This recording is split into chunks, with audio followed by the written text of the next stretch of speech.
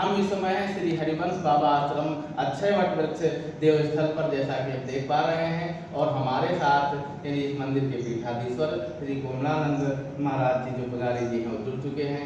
हम महाराज जी को सादर नमन करते हुए जानना चाहते हैं महाराज जी सबसे पहले श्री हरिवंश बाबा जी के जीवन काल के बारे में, उनकी लीलाओं के बारे में, उनके चरित्र के बारे में, कृतित्व के बारे में कुछ हमारे दर्शकों को साझा करें जानकारी। वैसे तो बहुत सारे भक्त लोग यहाँ पर आते हैं और उनको भी नहीं पता है। अब ये है कि जैसे आप पहुँचे, बहुत सारे भक्त लोग हैं कि एक दूसरे के सारे जान पा रहे हैं, उसी हिसाब से यहाँ पर पहुँच पा रहे हैं। बहुत सारे सुविधाओं की यहाँ पर दिक्कतें हैं, जैसे रोड और लाइट पानी की भी आप देखते हुए चले आ रहे हैं।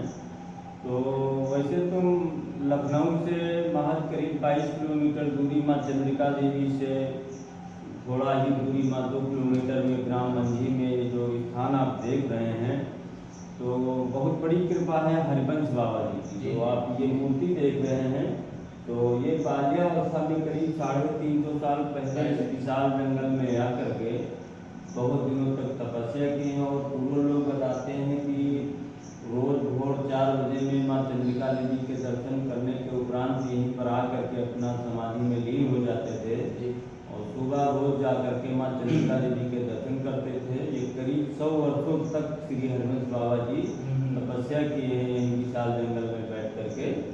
जब काफ़ी बुजुर्ग हो गए तो एक दिन माँ चंद्रिका देवी के दर्शन करने नहीं पहुँचे, तो स्वयं माता जी यहीं पर आकर के दर्शन दिया कि जो भी भक्त हमारे वहाँ आएगा, यहाँ भी आएगा, तभी यात्रा पूरी मानी जाएगी। तो ये वरदान देते हुए फिर माता जी यहाँ से वापस चली गई। फिर बाबा जी यहीं पर जिंदा समाधि ले लिए हैं किसी के बाद में। फिर उसी समाधि स्थल पर ही अक्षय वट उगा है, जो चारों तरफ लगते और बढ़ते जा रहे हैं, अपना विशाल रूप लेते जा रहे हैं। तो यहाँ पर बहुत सारे भक्त लोग जो भी आए हैं, जिनका मान मनता पूरा हुआ है, उन्हीं लोग यहाँ पर बनवाए हैं जो मंदिर प्रांगण थोड़ा बहुत बना है। और यहाँ सरकार की कोई और सुविधा नहीं है। सबसे पहले रोड, पानी, लाइट की बहुत बड़ी सुविधाएँ हैं।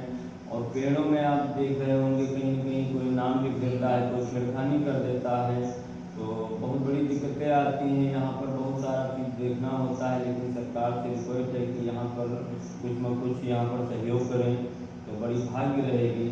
लेकिन यहाँ पर अभी तक कुछ नहीं हो पाया है। तो बहुत बड़ी चीज़ है कि जो अक्षय वट विशाल देख रहे हैं, तो सब बाबा की तपस्या का फल है।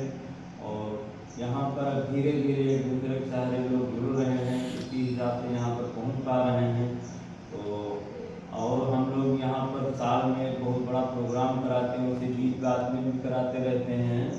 वैसे तो बरगदाही माओ जो बड़ सावित्री पूजा होती है, उसी के 7 दिन पहले 11 कुली एक साल आप देखे होंगे, वहीं पर यज्ञ होता है 7 दिन पहले से। और श्रीमद् भागवत कथा ये 7 दिन चलता है और बट सावित्री पूजा वाले दिन भी चलता है। उसी वाले दिन 12-11 बजे जो हवन यज्ञ समापन होता है, उसके बाद महा भंडारा का आयोजन होता है। तो इसमें फिर बाबा की इच्छा तक चलता है, थोड़ा विशाल भंडारा होता है।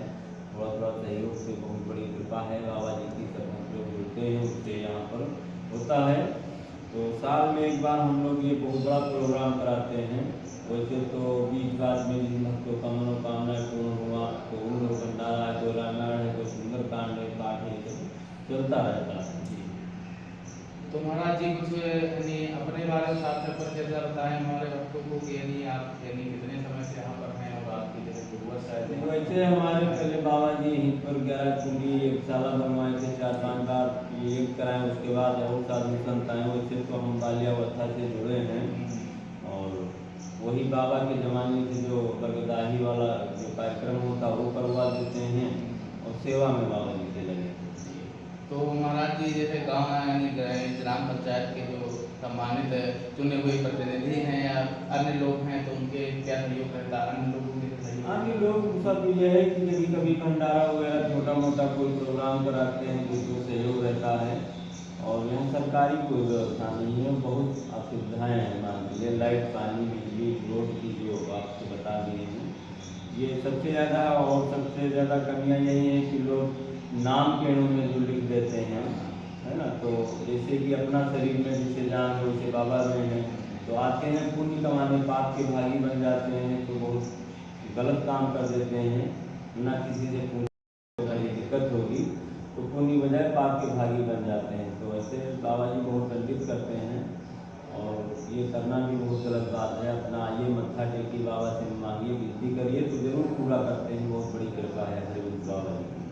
तो साथियों, जैसा कि हम देख पा रहे हैं कि बहुत यानी आग्रह एक भक्तों से भी है कि पेड़ जो है जीव है और ये एक साक्षात देवतुल्य है, संत पेड़ है, ऋषियों का पेड़ है और इसके ऊपर नाम लिखना महापाप है, क्योंकि ये वटवृक्ष ही जो है हरिवंश बाबा जी का प्रतीक है। उनके प्रतीक के रूप में यहाँ पर आज उपस्थित है।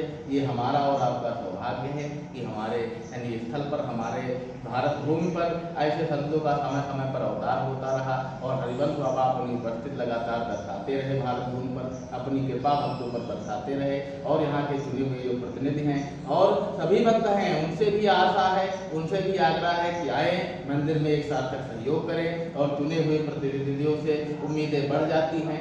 आपको ईश्वर ने इस काबिल बनाया है, हरिवंश बाबा की कृपा आप पर है, आप भी यहाँ पर सहयोग करें और जो यहाँ पर असुविधाएं हैं उनको दूर करने प्रयास करें। और जो भक्त माँ चंद्रिका देवी के दर्शन करने आते हैं उनसे भी आग्रह है कि अगर यह जो स्थान है यहाँ पर भी आपको आना चाहिए, यहाँ पर भी आपको बाबा हरिवंश के दर्शन करने चाहिए ताकि आगे की यात्रा पूरी हो।